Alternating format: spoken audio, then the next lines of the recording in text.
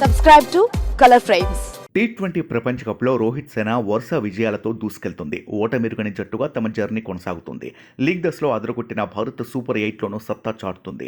తొలి సూపర్ 8 మ్యాచ్లో ఆఫ్ఘన్ను చిత్తు చేసిన భారత్ రెండో సూపర్ 8 మ్యాచ్ కోసం సిద్ధమైంది. ఈ మ్యాచ్ భారత్కు కీలకంగా మారింది. ఒకవైపు రన్ రేట్ పరంగా ఆసీస్ ముందంజలో ఉండగా భారత్ రెండో స్థానంలో నిలిచింది. ఈ నేపథ్యంలో ఈ రోజు జరిగే సెకండ్ సూపర్ 8లో రోహిత్ సేన భారీ తేడాతో గెలవాలని ఉవ్విళ్లూరుతోంది. ఈ కీలక మ్యాచ్ కోసం రోహిత్ శర్మ విధ్వంసకర ఆటగాడిని బరిలోకి దింపేందుకు సిద్ధమయ్యాడు. ఈ టోర్నమెంట్లో రవీంద్ర జడేజా, శివన్ దుబేలు వరుసగా విఫలమయ్యారు. ఈ స్టార్ ఆల్రౌండర్లు జట్టు విజయంలో వారి పాత్ర శూన్యంగా కనిపిస్తోంది. అలా అని వారిద్దరిని తక్కువగా అంచనా వేసేది లేదు. అయితే కీలక మ్యాచ్లు ప్రారంభమయ్యాయి కాబట్టి కఠిన నిర్ణయాలు తీసుకోక తప్పట్లేదు. ఈ నేపథ్యంలో రోహిత్ వాళ్ళిద్దరిని సైడ్ చేయాలని అనుకుంటున్నాడు.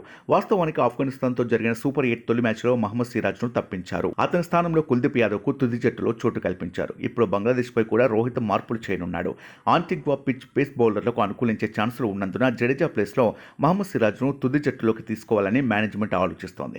ఇక మిడిల్ ఆర్డర్లో దూబే స్థానంలో సంజు శాంసన్కు ఛాన్స్ ఇవ్వనున్నారట. మిడిల్ ఆర్డర్లో సంజు రాణిస్తాడని జట్టు మేనేజ్మెంట్ బలంగా నమ్ముతుంది. అటు సంజు కూడా ఒక్క అవకాశం కోసం ఎదురు చూస్తున్నాడు.